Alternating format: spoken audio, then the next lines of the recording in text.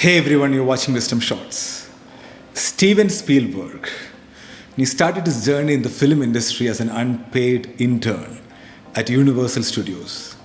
He took every opportunity to visit sets, network with people, and observe filmmaking techniques. He presented himself as a professional filmmaker. His confidence was such that gatekeepers stopped asking him for entry passes on film sets. Eventually, his dedication and skills caught the attention of the studio folks. And at the age of 22, he directed his first television series. And by the time he was 30, he directed one of Hollywood's greatest blockbusters, Jaws. I did a short film in college called Amblin. And I remember at the time the head of Universal Television saw the film. Don't know how he saw it. Sid Sheinberg saw it. And he was impressed enough. It was in 35 millimeter. It was kind of slick. And he looked at it and said, how would you like to do some television professionally? And I said, I haven't finished college yet. He said, well, listen, you could either walk out of here and finish school, or you can quit school as a junior and you can come to work for Universal. But all of these movies kind of, led me to believe that, turning a camera on, yelling action was what I wanted to do for the next 20 years. Okay, action! Steven Spielberg, he wasn't focused on positive thinking, or he didn't read any books on becoming a great filmmaker. He didn't spend time visualizing success or practicing any self-help techniques to be successful. Instead, he simply behaved like a great filmmaker from his childhood. I repeat, he behaved like a great filmmaker even when he was not. Steven Spielberg was unknowingly following the as-if principle. The as-if principle is a concept introduced by psychologist Richard Wiseman, which suggests that our actions can influence our emotions and outcomes in life rather than the other way around. Acting as if you already have a certain quality, attribute, whatever it is, it will help you to develop that quality. So it's like this. We smile when we are happy, right? You can do the other way around as well. By smiling, you can feel happy. See, I'm a laughter yoga teacher. The whole laughter yoga concept is based on this principle.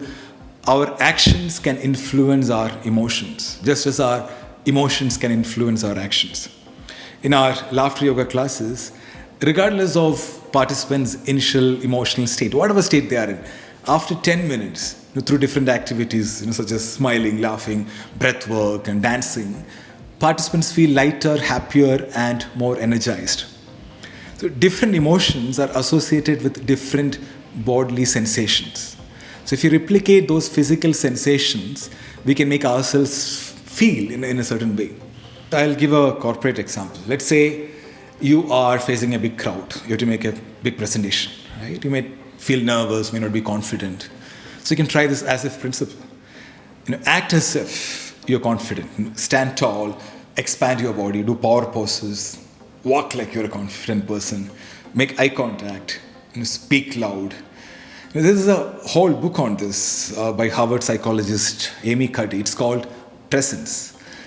Research suggests that these confident actions can actually start to make you feel more confident inside.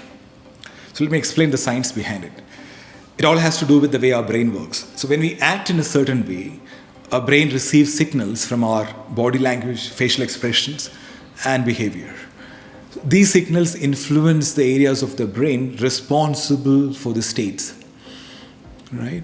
So over time, repeated as-if actions can actually rewire these neural pathways in your brain and become natural over a period of time. So you can use the as-if principle even to change your mindset. So I'll share a personal experience. So this was like back in my post-graduation days in our business school. So we were supposed to wear a tie every day, which I hated. So most of us would buy ties from Brigade Road for $100. But there was this one guy in my hostel. He was different. So he'll go and buy ties worth more than $1,000 from Shoppers Stop and places like that. And if you can't make out the difference between a 100 rupees tie and a 1,000 rupees tie, if you're a normal person, it all looks the same. So what's interesting is this guy wasn't from a rich family or anything like that. So we had folks, who had all the money, from rich background, but they never used to buy expensive ties. They will save that money for partying. So this person had a different mindset. He acted as if he was already a professional with high standards. And you know what? During our placements, he was among the first in our batch to get placed with a high package. And his career just took off. So despite not having enough resources, he was living the life he wanted. That is as if mindset. So if you really want to try this principle, I'll give you some practical steps. So number one is identify your goal. So what is that you want to cultivate? What quality, emotion? What kind of a person do you want to become? Number two is define your as if actions. How would someone who already have those qualities, how do they behave? So start behaving like that. Number three is practice. Practice consistently. The more you act as if, the more natural it will become. And the more likely you are to see a change in your state. Believe in the process. Trust that your actions have the power to influence your state of mind. See, if you want to become a leader tomorrow, act like a leader today. It's not about faking it. It's about acting in a way that attracts the desired emotions and state of mind, personal growth. So pick one area you want to improve in and start acting as if. So it's not about who you are, it's about who you are becoming. So take action and unlock your full potential.